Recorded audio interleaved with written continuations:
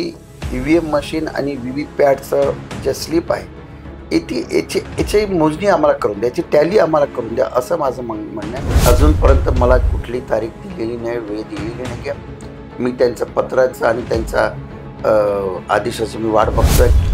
तुम्ही ईव्हीएम विषयी प्रश्न उपस्थित केला आहे, परंतु तुम्हाला खरंच असं वाटतं का की फक्त तुमच्या प्रभावामागे हे ईव्हीएमच एक कारण आहे की आणखी कुठले तरी फॅक्टर होऊ शकते, तुम्ही कुठेतरी कमी पडला असू शकता? 22,000 मतं 15-20 दिवसामध्ये कुठनं आलं, हा प्रश्न सर्वसामान्य जनतेला पडलेला आहे. यासाठीचा शुल्क भरपूर असल्याची पण माहिती आहे. तुम्ही किती शुल्क? बंटीचं काय ते म्हणजे त्याला त्यांनी जो आरोप केलेला आहे की पक्षाने मदत केली नाही वगैरे, मला असं वाटतं की हे योग्य राहणार नाही. व्हिडिओ सुरू करण्या अगोदर मी तुम्हाला विनंती करतो की ज्यांनी अजूनही आमचं चॅनल सबस्क्राईब केलं नसेल त्यांनी कृपया लगेच ॲटपोस्ट मराठी हे चॅनल सबस्क्राईब करावं आणि आमचा उत्साह वाढवण्यास मदत करावी. नमस्कार, मी गौरव मानकर ॲटपोस्ट मराठीमध्ये तुमच्या सर्वांचं मनापासून स्वागत करतो. निवडणूक निकाल लागल्यानंतर, महाराष्ट्र विधानसभेचे निवडणूक निकाल लागल्यानंतर एक प्रश्न प्रामुख्याने समोर आला आहे, तो म्हणजे ईव्हीएम बाबतचा. ईव्हीएम बाबत घोळ असल्याचा विरोधकांचा आरोप आहे आणि यासाठी अनेक उमेदवारांनी व्हीव्हीपॅट मधील मतप्रक्रिया जी आहे, मतदानाची प्रक्रिया ती परत घ्यावी यासाठीची अर्ज केला आहे. परंतु निवडणूक आयोगानं सुद्धा ती मागणी मान्य केली, परंतु दुसऱ्या पद्धतीने त्यांनी ते घेतलाय. त्यांचं म्हणणं असं आहे की आम्ही फेर मतदान न घेता, आम्ही त्या फेर गिनती न घेता आम्ही उमेदवाराला ईव्हीएम मशीनच उघडून दाखवू, अशी त्यांनी मागणी घेतली आहे. नागपुरातील दक्षिण नागपूर या मतदारसंघामध्ये सुद्धा असाच एक प्रकार झाला आहे आणि यामध्ये मोहन मते यांचा विजय झाला आहे. मोहन मते यांच्या विरोधामध्ये काँग्रेसचे गिरीश पांडव रिंगणात होते. त्यांचा जवळपास 15,000 मतांनी या ठिकाणी पराभव झालाय आणि त्यांनी सुद्धा ईव्हीएम मध्ये काहीतरी गडबड असल्याची शंका व्यक्त केली आहे आणि त्यांनी सुद्धा फेर मतमोजणीसाठीचा अर्ज केला आहे. आज आपल्यासोबत स्वतः ते उमेदवार आहेत. गिरीश पांडव आज आपल्यासोबत आहेत. आपण त्यांच्याशी चर्चा करूया की त्यांची नेमकी काय शंका आहे, त्यांची काय मागणी आहेत. तर याविषयीची चर्चा करण्यासाठी आपल्यासोबत स्वतः गिरीश पांडव आहेत. सर, आपलं ॲटपोस्ट मराठीमध्ये खूप खूप स्वागत आहे. नमस्कार. मतदान झालं आहे, निकाल सुद्धा आलेला आहे, परंतु तुम्ही आता ईव्हीएमवर थेट शंका घेतली आहेत. राज्यामध्ये असे खूप कमी उदाहरण आहेत ज्यांनी फेर मतमोजणीसाठीची अर्ज केला आहे, त्यापैकी एक तुम्ही सुद्धा आहेत. तर तुमचं काय म्हणणं आहे नेमकं आणि तुमची नेमकी शंका काय आहे? नाही, बघा की संविधानाने जे अधिकार जो दिलेला आहे उमेदवाराला, की एकूण ज्या बूथ असतात त्यापैकी 5% बूथवर फेरमोजणी करता अर्ज करू शकतात. त्या अनुषंगाने दक्षिण नागपूरमध्ये जवळपास 350 बूथ होतात. त्याचे 5% म्हटलं तर 17 ईव्हीपॅट आणि ईव्हीएम मशीनचं मोजणी करण्याचा अधिकार उमेदवाराला आहे. त्या अनुषंगाने त्याचा आधार घेऊन मी 7 ईव्हीएम मशीनचं मोजणी करता मी अर्ज केलेला आहे आणि शासनाने निर्धारित केलेले शुल्क भरून ते मी अर्ज केलेला आहे. अर्ज केलं मी याच करता केलेलं आहे की ईव्हीएम मशीन आणि व्हीव्हीपॅटचं जे स्लिप आहे याची मोजणी आम्हाला करून द्या, याची टॅली आम्हाला करून द्या, असं माझं म्हणणं आहे. परंतु आता परवाच निवडणूक आयोगाने त्यावर क्लिअर केलेलं आहे की बा अशा कुठल्याही प्रकारचं आम्ही ते मोजणी करणार नाही. तुम्ही दिलेल्या मशीनवर कुठला आक्षेप आहे का हे आम्ही फक्त तपासू आणि तुम्हाला फक्त ती ईव्हीएम मशीन आम्ही तुम्हाला चेक करायला देऊ, असं त्यांचं म्हणणं आहे. परंतु आमचं असं म्हणणं आहे की जर मशीनमध्ये आणि कुठल्याही प्रकारच्या प्रक्रियेमध्ये घोळ जर नाही आहे, ते ईव्हीएम मशीनमध्ये झालेले मतदान आणि व्हीव्हीपॅटच्या माध्यमातून झालेलं मतदान याची आम्हाला मोजणी करून देण्याला काय हरकत आहे, हा प्रश्न आम्हाला आहे. आणि लोकांच्या मनामध्ये आणि इव्हन उमेदवाराच्या मनामध्ये शंका तेव्हाच निर्माण होतं की जेव्हा एखादी गोष्ट आपण मागणी करतो आणि त्या मागणीला जेव्हा कुठेतरी विरोध होत असतो तर कुठेतरी शंका निर्माण होत असतं. आणि माझं असं म्हणणं आहे की निवडणूक आयोगाचं आणि शासनाचा याची जबाबदारी आहे की मतदार आणि उमेदवाराला जी शंका निर्माण झाली आहे ती शंका दूर करण्याचं काम यांनी करायला पाहिजे. सर, माझं आता या बॅलेट पेपर संदर्भात तर मी येणारच आहे, परंतु तुम्ही आता ही जी मागणी केली आहे त्यामध्ये 5% बूथवरची सगळी या संदर्भामध्ये निवडणूक आयोग स्पष्टीकरण देणार आहे.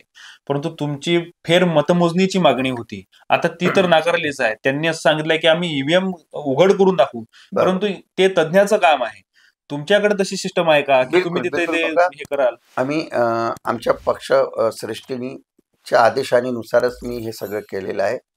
आणि माझ्या मतदारावरचा विश्वास आणि कार्यकर्त्यांनी जी घेतलेली मेहनत जी आहे, यांच्या मेहनतीवर आणि जनतेचा विश्वास जर मी बघितला, त्यामुळेच मी हे मतदान ह्या प्रक्रिया जे आहे मोजणीकरता टाकलेलं आहे. यापुढे सुद्धा पक्षाने जे आम्हाला आदेश दिला आहे, त्या आदेशानुसार मी टाकलेलं आहे. यापुढे सुद्धा पक्ष जे आदेश देतील की आम्हाला न्यायालयीन लढाई लढायची आहे का, तर त्यांनी म्हटलं की हो, तर आम्ही त्याकरता सुद्धा आमची तयारी आहे. कारण अहमदनगरमध्ये सुद्धा एक अशीच केस झाली होती लोकसभा निवडणुकीच्या वेळेस. परंतु त्या संदर्भातला निकाल अजूनही आलेला नाही. म्हणजे फेर मतमोजणी अजूनही झालेली नाही किंवा ईव्हीएम सुद्धा उघडून अजूनही दाखवलं नाही. तुम्हाला अशी काही तारीख दिली आहे का की या तारखेला आपल्याला ही सगळी कामकाज करायचं आहे? नाही, त्यांचं असं म्हणणं आहे की बाबा ही प्रक्रिया आम्ही 45 दिवसानंतर करतोय. अजूनपर्यंत मला कुठली तारीख दिलेली नाही, वेळ दिलेली नाही आहे. मी त्यांचं पत्राचं आणि त्यांचा आदेशाची मी वाट बघतोय की कधी मला ते बोलवतात, आणि जेव्हा कधी मला बोलवतील तेव्हा मी जाणार आहे.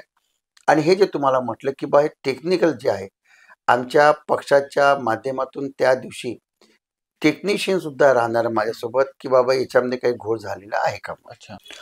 तुम्ही ईव्हीएम विषयी प्रश्न उपस्थित केला आहे. परंतु तुम्हाला खरंच असं वाटतं का की फक्त तुमच्या प्रभावामागे हे ईव्हीएमच एक कारण आहे की आणखी कुठले तरी फॅक्टर होऊ शकते, तुम्ही कुठेतरी कमी पडला असू शकता? नाही बघा, अगदी बरोबर तुमचं म्हणणं. मी ईव्हीएम जे आहे ते तर आहेच, परंतु माझं व्यक्तिगत असं मत आहे की प्रशासन आणि शासनाची मिलीभगत असून यामध्ये कुठला तरी घोळ झालेला आहे. मतदार यादीमध्ये सुद्धा मोठ्या प्रमाणामध्ये घोळ निर्माण केलेला आहे. फायनल यादी जी आली ती 3,94,000 मतदाराची आलेली आहे, जेव्हा की 1 महिन्या अगोदर ती यादी 3,72,000ची होती. 22,000 मतं 15-20 दिवसामध्ये कुठनं आलं, हा प्रश्न सर्वसामान्य जनतेला पडलेला आहे. आणि तुम्ही बघा, प्रत्येक मतदारसंघामध्ये माझं असं मत आहे 20 ते 22,000 मतदारांचं काय कुठेतरी घोळ झालेला आहे.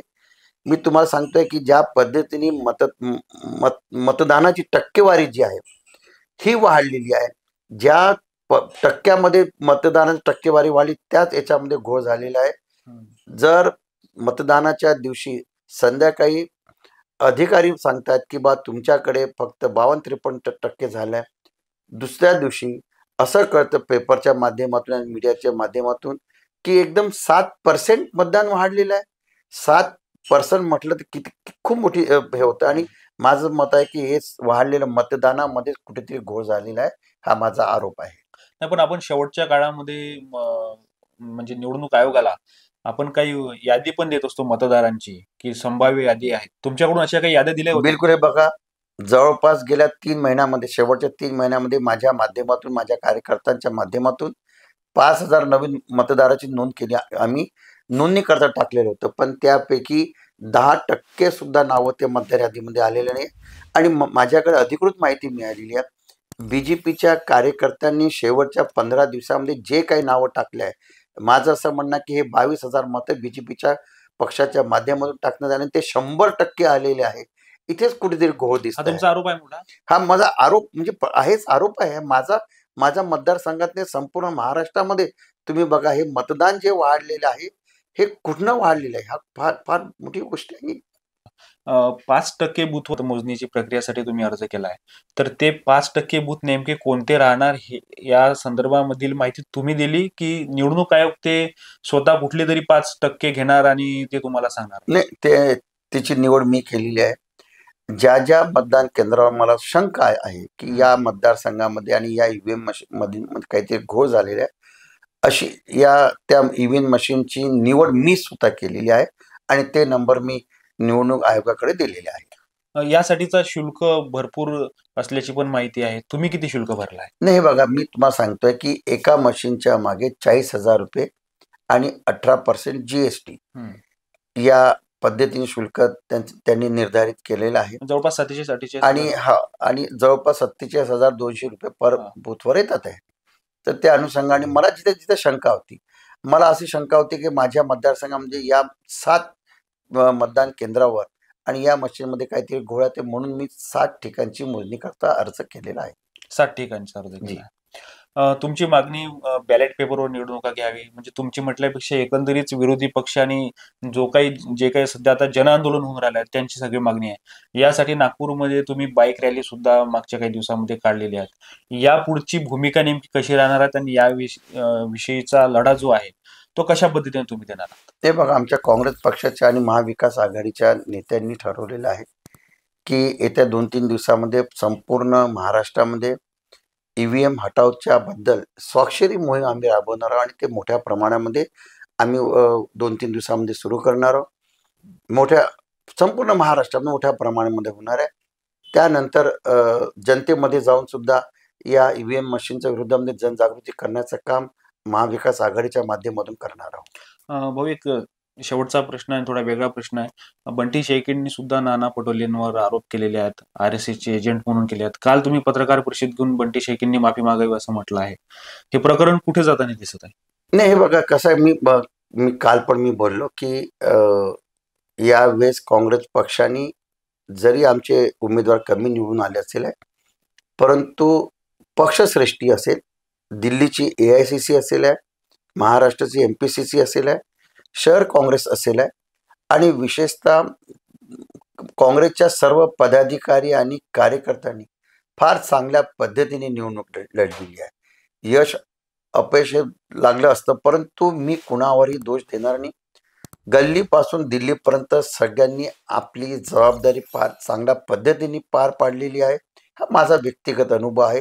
बंटीचा काय ते म्हणजे त्यांनी जो आरोप केलेला आहे की पक्षाने मदत केली नाही वगैरे, मला असं वाटतं की हे योग्य राहणार नाही. आणि मी पण कालही बोललो की जर कुठल्याही काँग्रेसच्या नेत्याला, कार्यकर्त्यांना पक्षांतर्गत कुणाबद्दल तक्रार असेल तर पक्षाची शिस्तपालन समिती असतं, त्या समितीत पुढे जाऊन त्यांनी तक्रार करायला पाहिजे. मीडियामध्ये जाऊन किंवा लोकांमध्ये जाऊन बोलणं योग्य नाही आहे. आणि माझं सुद्धा बंटीला तेच म्हणणं आहे की जर आपला अंतर्गत वाद जर असेल, आपल्या घराचा प्रश्न असेल तर तो आपण घरातच सोडवायला पाहिजे, असं सुद्धा तुमच्या माध्यमातून मी बंटीला सांगू इच्छितो. खूप खूप धन्यवाद गिरीश भाऊ. तर गिरीश पांडव आपल्यासोबत होते. त्यांनी जे फेरमत मोजणीसाठीचा अर्ज केला होता त्याविषयीची माहिती दिली.